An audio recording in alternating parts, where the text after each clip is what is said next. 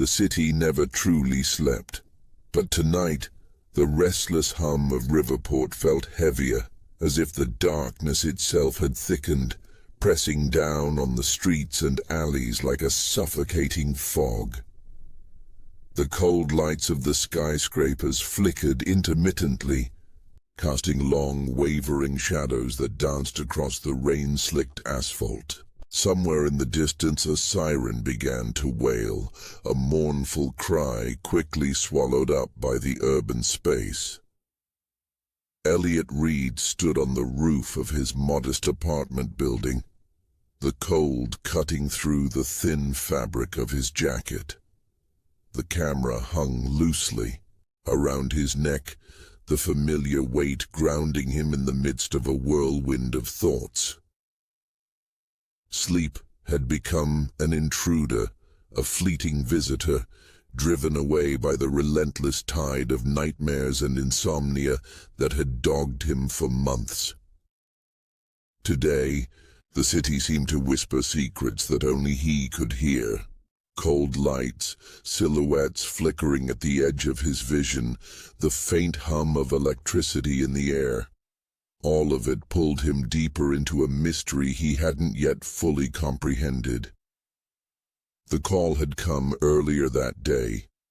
Julian Vance, renowned architect, and Elliot's closest friend, had been found dead atop Prism Tower, the very building that had dominated the city's skyline for the past year. Official reports had hinted at suicide, the tragic end of a brilliant mind, but Elliot knew better. Julian's eyes were always on the future, his hands turning dreams into steel and glass. The idea that he'd simply given up was unthinkable as Elliot descended from the roof. The pulse of the city quickened beneath his feet. He sifted through the photographs he had taken over the past weeks, images of construction sites, late-night meetings, fleeting moments captured under streetlights. And then he saw it. A figure, blurred and indistinct, reappearing in the background of his photographs. A silhouette in a light coat, always out of focus, always watching. He turned to a trusted photo analyst who could confirm what his tired eyes suspected. The anomalies were not accidents, they were intentional, a ghostly signature woven into the fabric of his work. The deeper Elliot dug, the more the city's facade cracked, revealing a labyrinth of secrets hidden beneath the cold lights. Julian's latest project was more than architecture. It was a stage for something much darker, a web of surveillance and control that extended to the highest echelons of power. And Elliot found himself at the center, his sleep-fueled nights a desperate search for truth, where every shadow could be a threat and every light a trap. The city watched, silent and merciless. The night was deepening, and the cold lights of the city cast long, merciless beams through the fog. Elliot's apartment was a sanctuary of shadows and half-forgotten memories, the walls covered with photographs that told stories only he could decipher. Each image was a piece of a puzzle, a whisper from the past that refused to be silenced. He sat at his cluttered desk, his fingers tracing the edges of a photograph showing the skeletal frame of the Prism Tower, its steel ribs reaching skyward like the bones of some ancient beast. The figure in the light coat appeared again, crouching at the base, watching, waiting. Who was this ghost, and why did it haunt his work? Sleep was a distant memory, replaced by a relentless urge to uncover the truth. Nightmares that had once been random now took shape, Visions of cold, unblinking eyes watching from the darkness, whispered threats carried on the wind. The line between reality and hallucination blurred, but the urgency remained clear. Elliot's thoughts wandered to Julian. The architect was a man of vision, but also of secrets.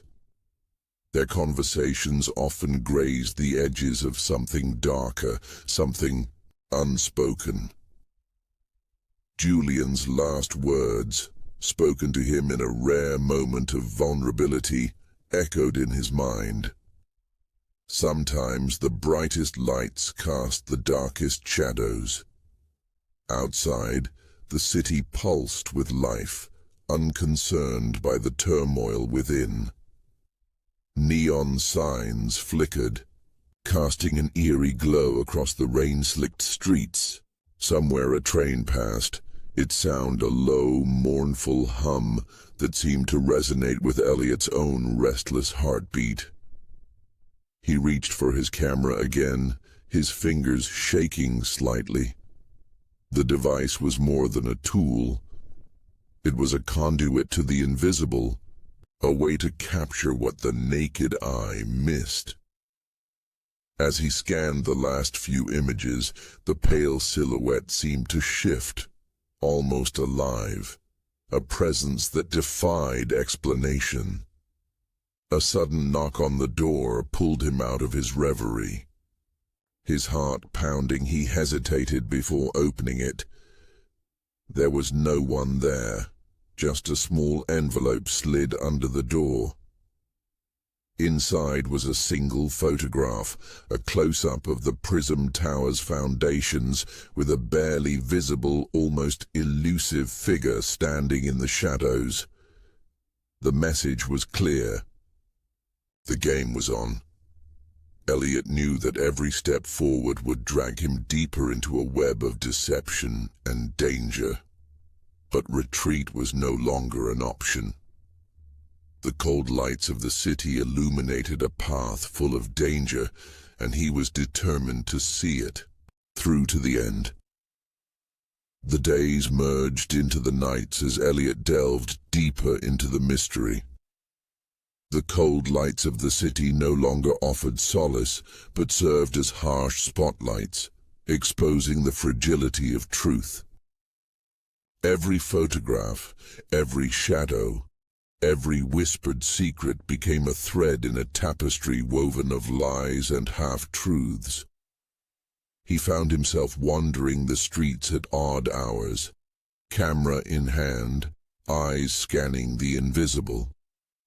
A silhouette in a light coat haunted his periphery, a ghost that refused to be ignored. Sometimes it appeared near construction sites, sometimes it hid in the reflections of rain-soaked windows. Conversations with Julian's colleagues were guarded, their words clipped, their eyes wary. The architect's recent paranoia was no secret. Whispers of clandestine meetings and veiled threats floated through the grapevine. Yet no one dared speak openly. One evening, Elliot met with Rebecca Lane, Julian's former assistant. Her eyes held the weight of unspoken truths. Over coffee in a dimly lit cafe, she revealed fragments of Julian's last days. His obsession with the hidden flaws of Prism Tower, his growing fear of those who watched from the shadows. He said the building was more than steel and glass, she confided. It was a cage, a surveillance center disguised as architecture. He wanted to get out, but the walls were closing in. The revelation sent a chill down Elliot's spine. The cold lights of the city weren't just illumination. They were eyes, watching, recording, monitoring. Back in his apartment, the photographs took on new meaning. The pale figure was not a ghost. but a sentinel, the keeper of secrets too dangerous to reveal. Elliot's insomnia deepened, his dreams filled with flickering lights and silent watchers. One night, as rain pounded the windows, Elliot's camera captured a fleeting image. A face half hidden by a hood, eyes gleaming with cold calculation. The figure was gone before he could focus, leaving behind only an echo of menace. The city's pulse quickened, and Elliot knew the path ahead was fraught with danger. Yet the need to uncover the truth burned brighter than ever. The cold lights continued to glow, indifferent and unyielding, as Elliot walked further into the shadows. Night in Riverport had always been a special time, not just an absence of light, but a separate reality where shadows solidified and sound stretched, distorted, and became something else. Elliot Reed knew this better than most. Insomnia, his faithful companion, had long ago turned him into a witness to the secret life of the city, when most eyes were closed and most minds were asleep. His 23rd floor apartment had become a kind of command center for the investigation. The walls, once bare, were now covered with photographs, notes, scraps of newspaper articles. Red threads connected dots that seemed to have no connection. But in Elliot's fevered mind, they formed an ominous picture. At the center of this web was a photograph of the Prism Tower, Julian's latest creation, a shining monolith of glass and steel whose apex seemed to pierce the sky itself. Today, Elliot decided to explore the inside of the building. The pass he had received from Rebecca gave him access to the Holy of Holies, Julian's architectural firm, located on the 47th floor. The elevator rose with almost imperceptible acceleration, but Elliot's stomach still clenched, not from the movement, but from anticipation. Something about this building was wrong. Something in its very structure caused inexplicable discomfort. Julian's office greeted him with sterile silence. The minimalist design, glass partitions, cold light, all this created a feeling of transparency. But Elliot felt that this was only an illusion. The real secrets were hidden deeper. He started with the blueprints. Spread out on the huge table, they were a maze of lines, numbers, and symbols. Elliot was no architect, but years of friendship with Julian had taught him the basics. He could see that there was something unusual about the design of Prism Tower. Strange gaps between floors, mechanical rooms placed in illogical places, inexplicably thick walls in certain sectors. "This isn't just a building," Elliot whispered, running his fingers along the lines of the drawing. "This is something else." His attention was drawn to a small safe hidden behind a painting, an abstract canvas that seemed to explode with color and form. He knew the code, the birthday of Julian's mother, the only person the architect had ever truly loved. Inside was a flash drive, unmarked and unmarked. Elliot plugged it into the computer.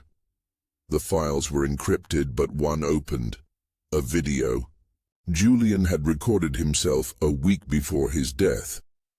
The friend's face on the screen was drawn, his eyes bloodshot from lack of sleep, so similar to his own. "If you're watching this, Elliot, it's because I couldn't get out." Julian's voice was hoarse, broken. "They're using my buildings. I didn't know at first. I thought I was building the future, but I was really just creating perfect vantage points. Every building I build is an eye that never closes. The video cut out. The screen went black. Elliot tried to play it again, but the file was gone, deleted automatically after the first viewing. A defense mechanism, Julian's last precaution. Elliot felt the weight of invisible eyes on him as he left the building. He saw the city differently now, not just a cluster of buildings, but a network of observation posts, a control system disguised as architecture. Night fell on Riverport, and Elliot began his hunt. Camera in hand, he wandered the streets, photographing the buildings Julian had designed. 7 in all, scattered around the city in seemingly random order. But in the chaos, Elliot began to see a pattern, each building positioned to have a clear line of sight to certain objects. City Hall, the police department, the offices of major corporations.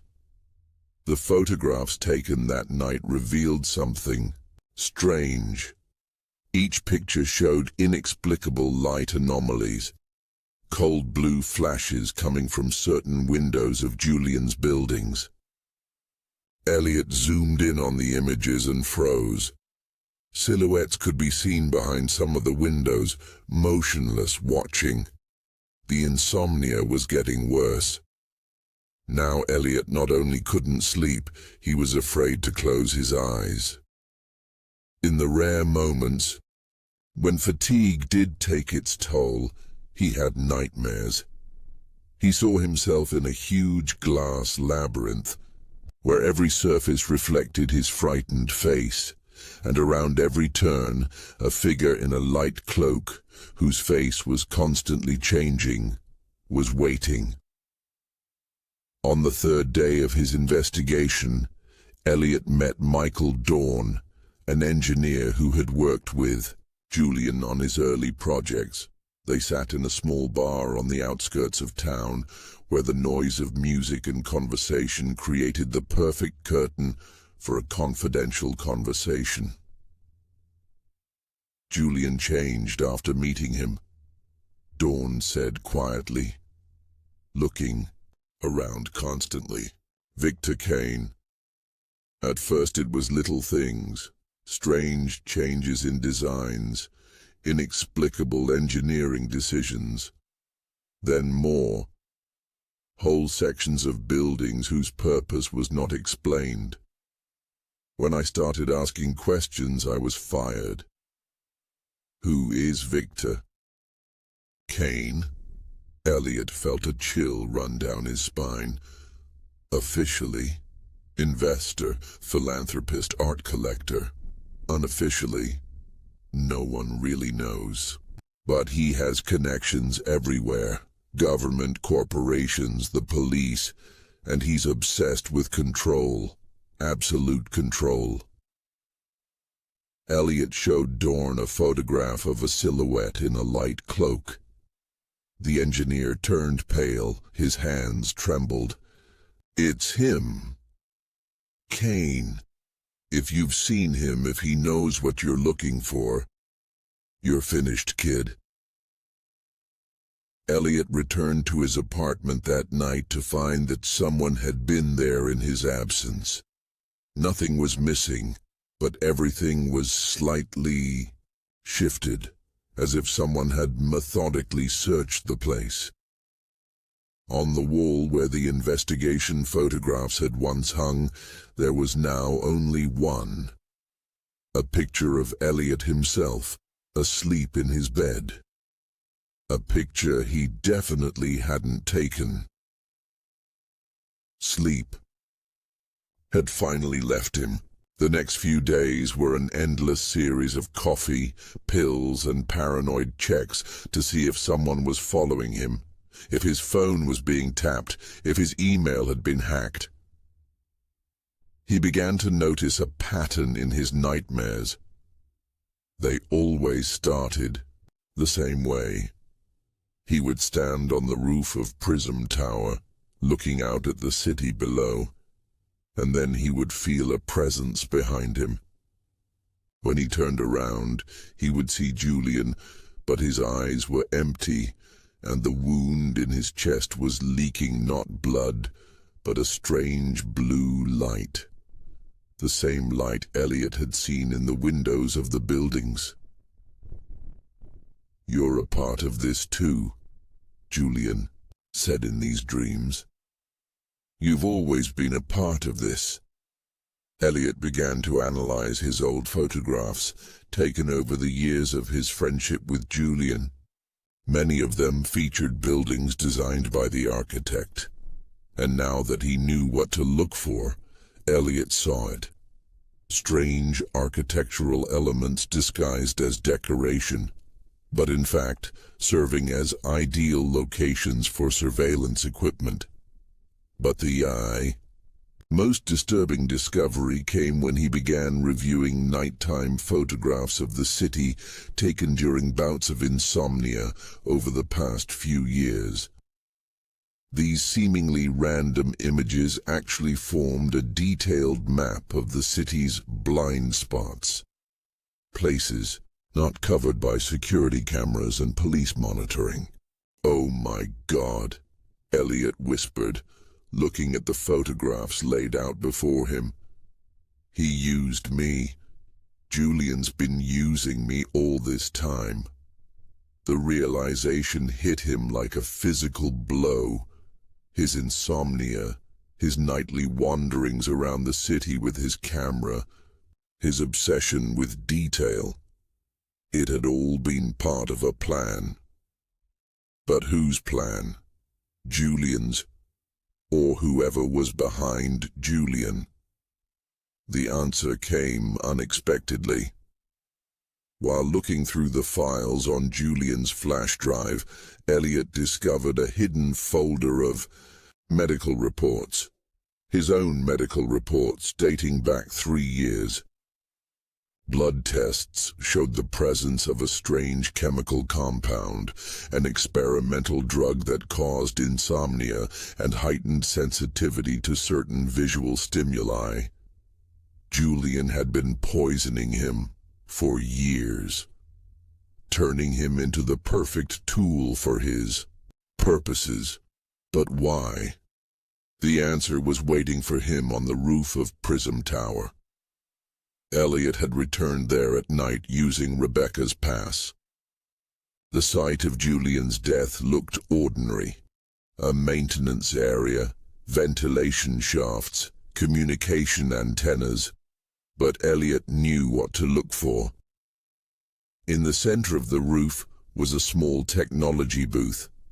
Inside was computer equipment, monitors showing images from dozens of cameras located throughout the city.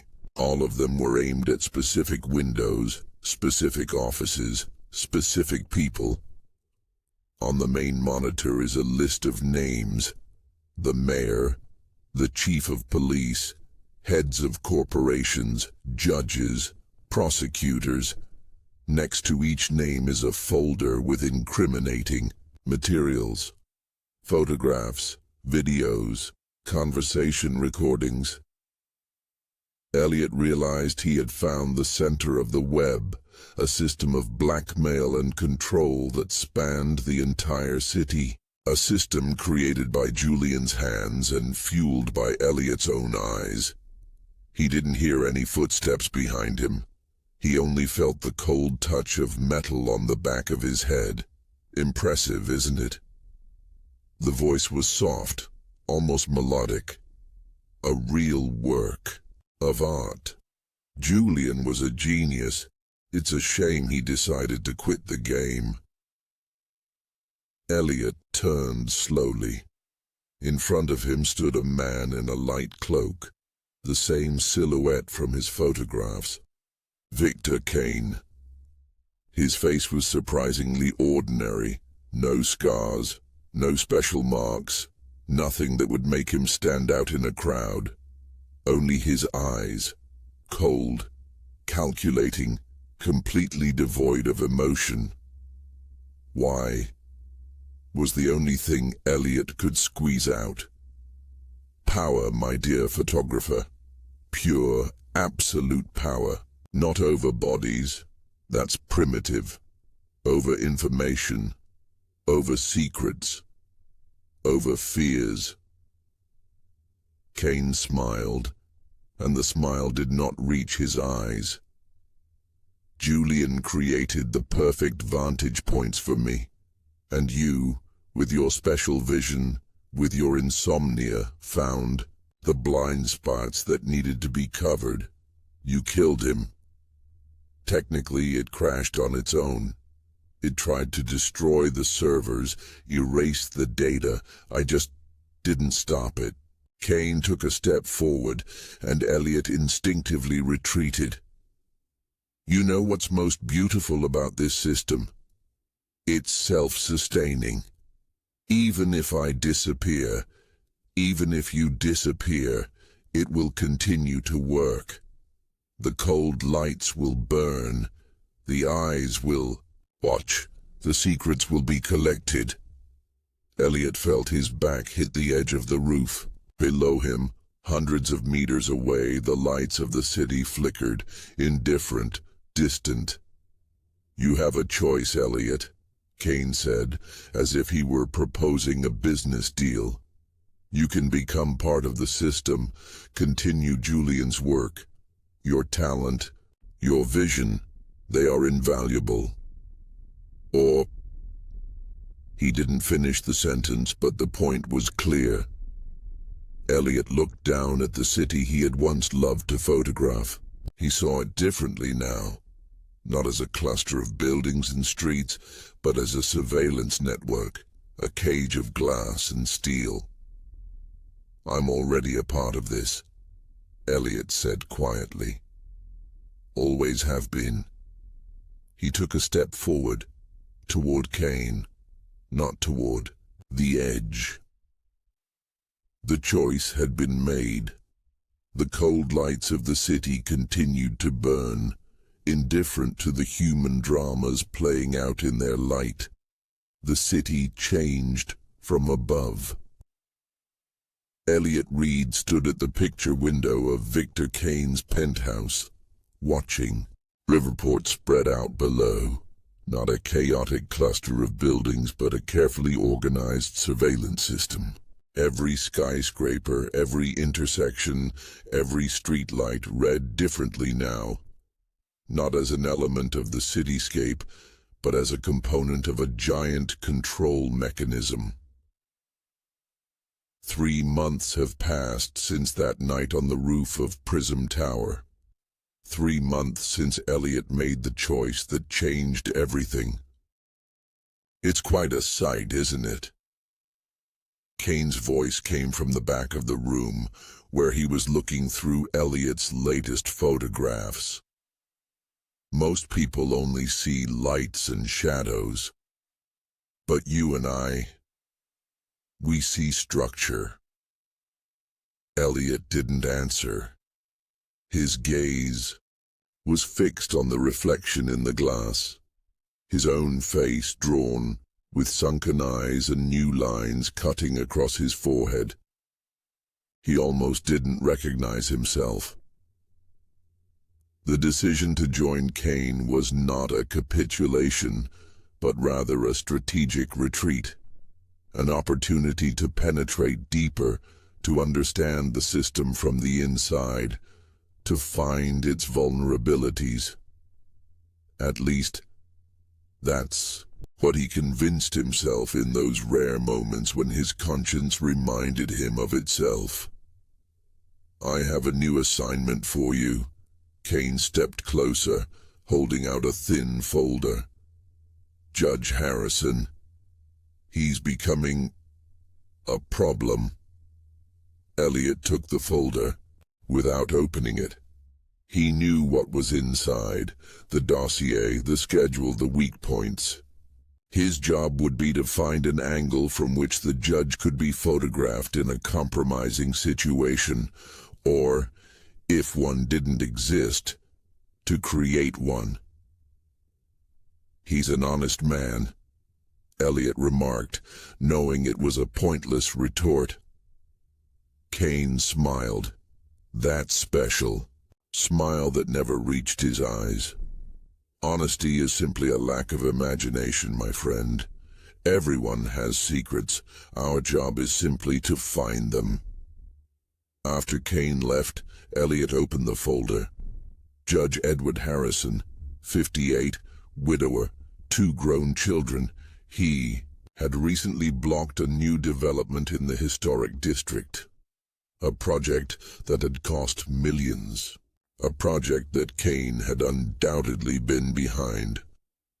Photos of the judge showed a tired man with piercing eyes and a stubborn chin. A man who would not break easily.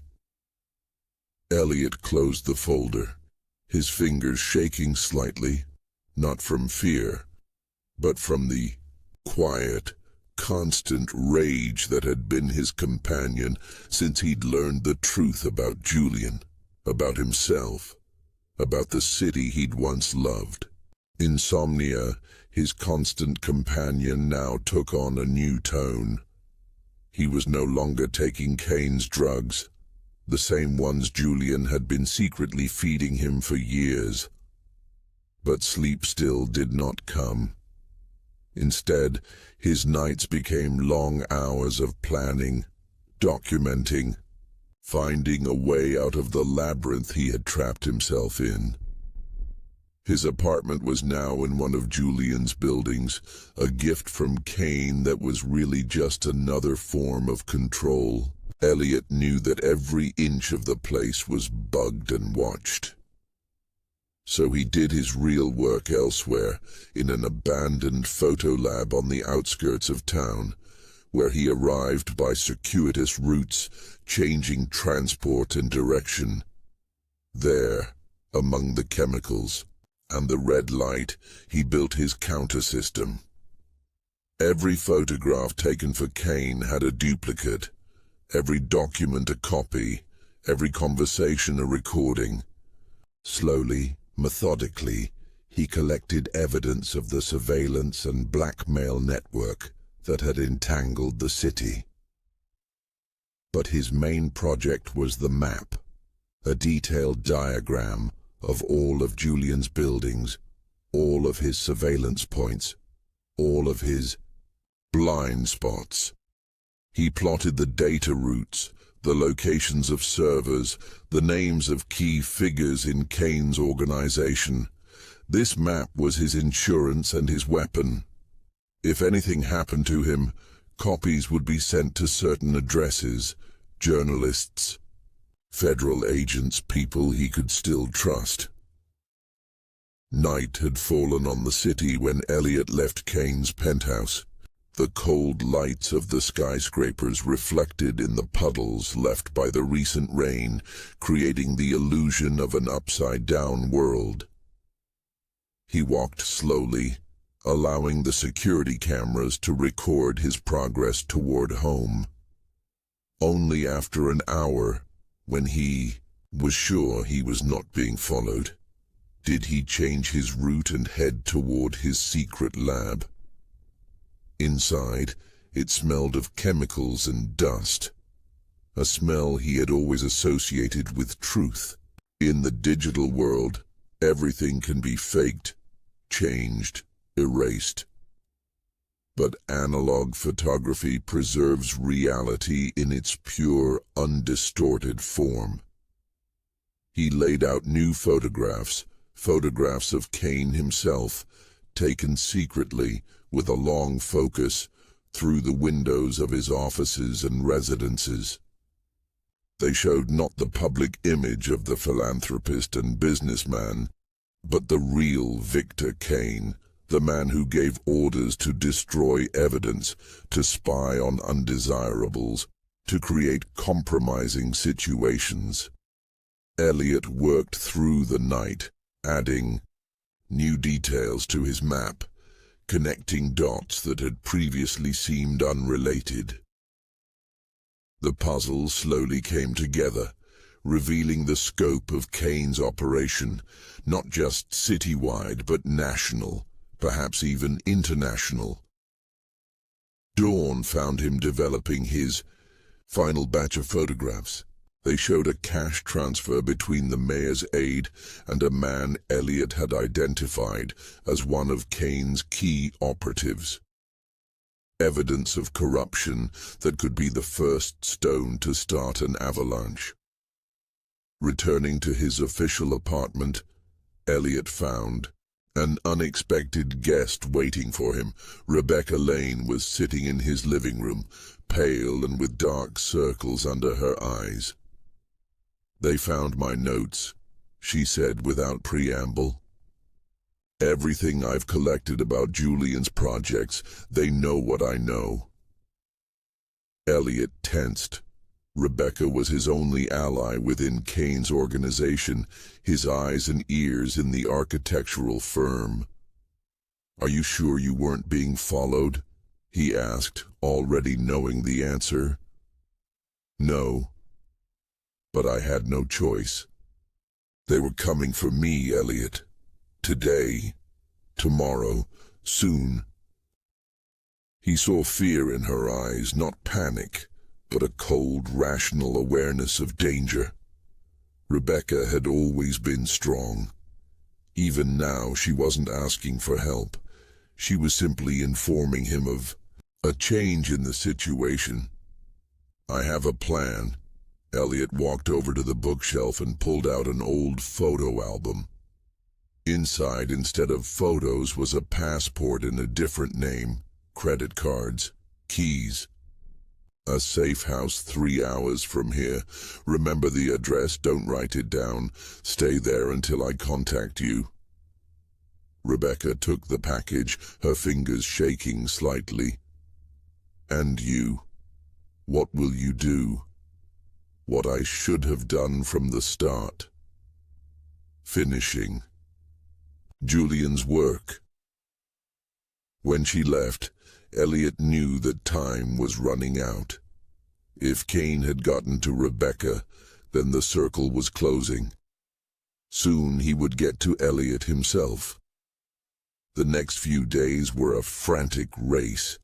During the day he continued to carry out Kane's assignments, photographing Judge Harrison, looking for vulnerabilities he could exploit.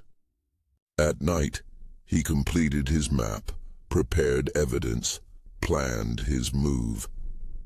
The key piece of the puzzle was Prism Tower itself. Studying Julian's plans, Elliot discovered a strange design feature. The central surveillance server was located not on the upper floors, as one might expect, but deep in the basement, protected by layers of concrete and steel. It was the brain of the entire operation. The place where all the data, all the secrets, all the instruments of control were stored. And like any brain, it was simultaneously the most protected and the most vulnerable part of the system. Elliot's plan was simple and complex at the same time. Break into the server room, copy all the data, and then destroy the originals. Not just destroy Kane's system, but use it against him. To do this, he needed access to the lowest level of Prism Tower, an area closed to all but Kane's closest circle of trusted confidants. The solution came unexpectedly. Judge Harrison, whom he had been spying on for Kane, turned out to be not just an honest man. He was conducting his own investigation into corruption schemes in the city, and apparently he was close to uncovering part of Kane's network. Elliot made a decision that could cost him his life. Instead of digging for dirt on the judge, he set up a meeting with him. In a small cafe on the outskirts of town, far from the known surveillance cameras, he told Harrison everything he knew about Kane's system.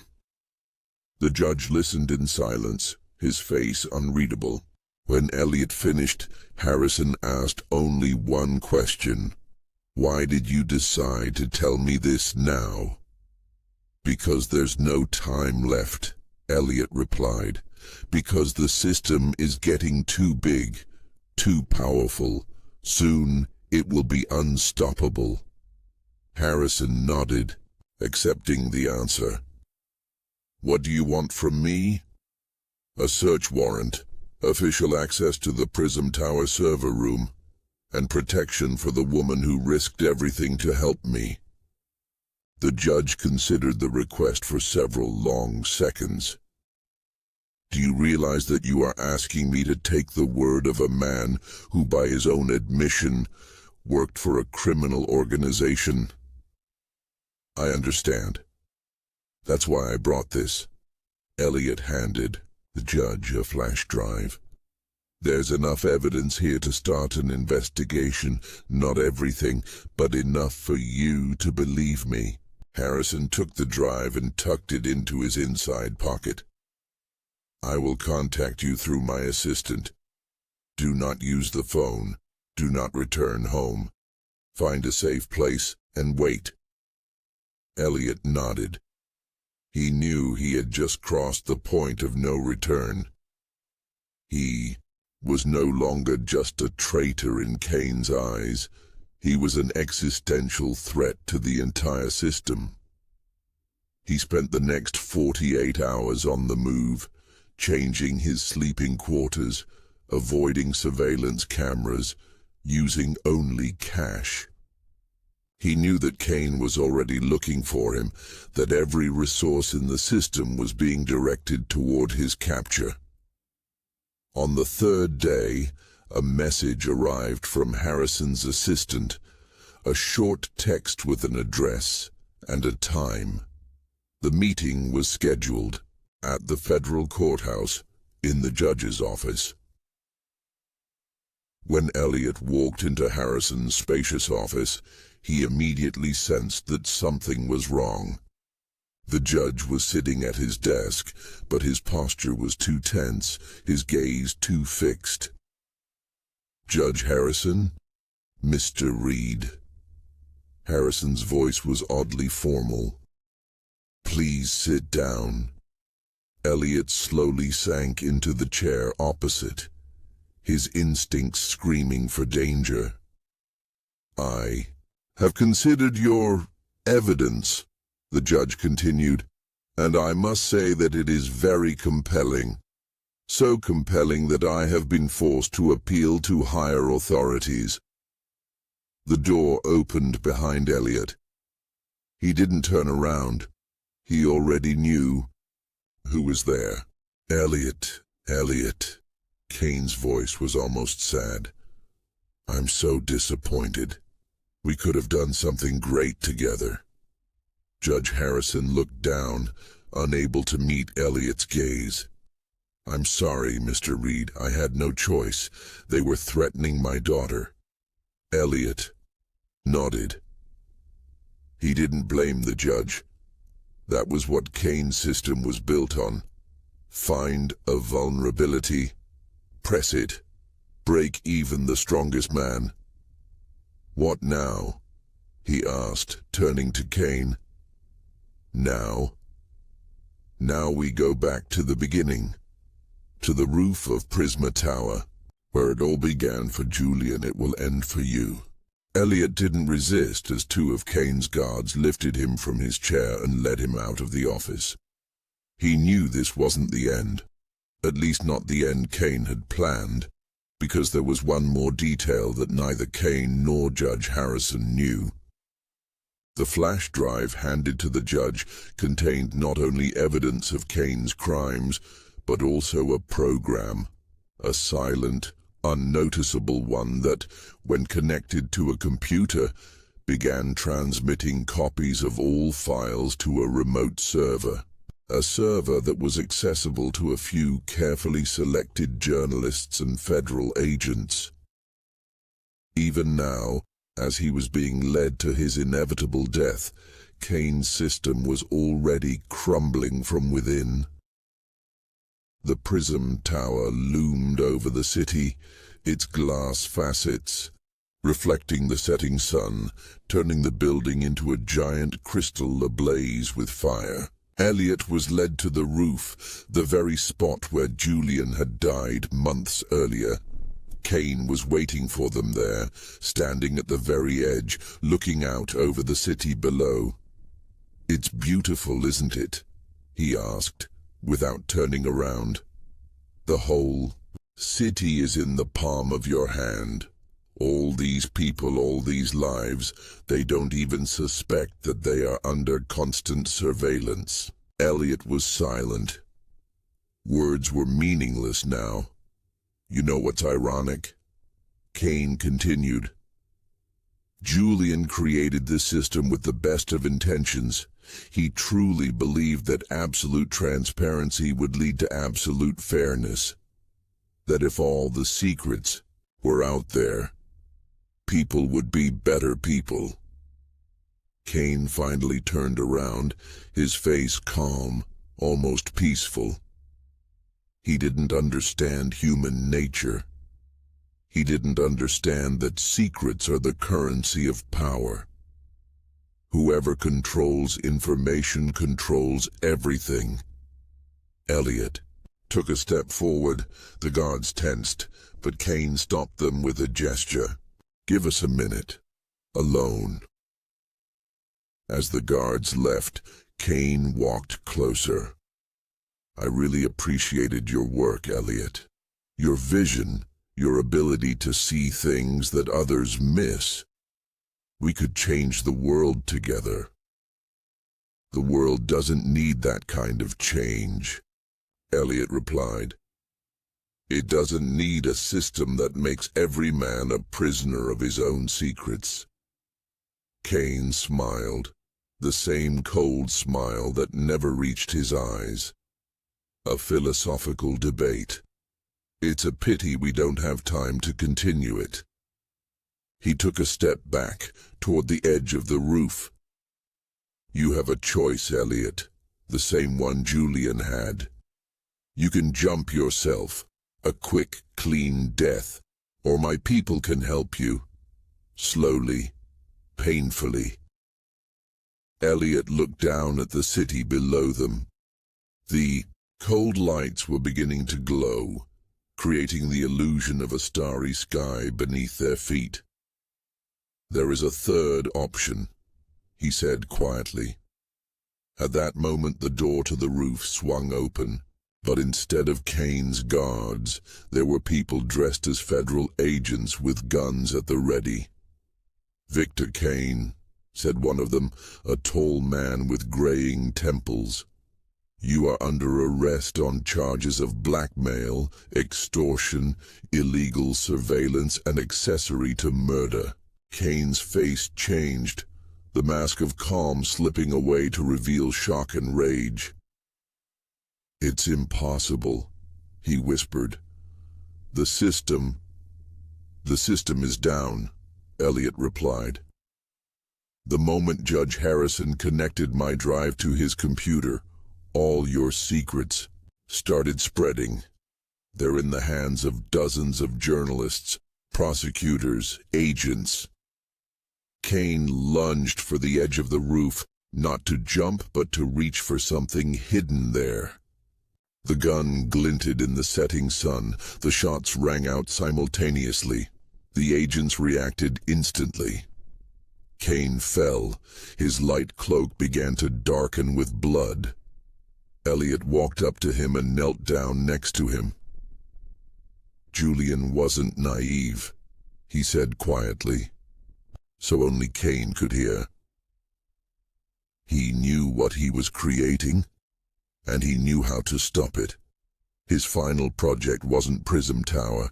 His final project was me." Kane's eyes widened in understanding, then slowly dimmed.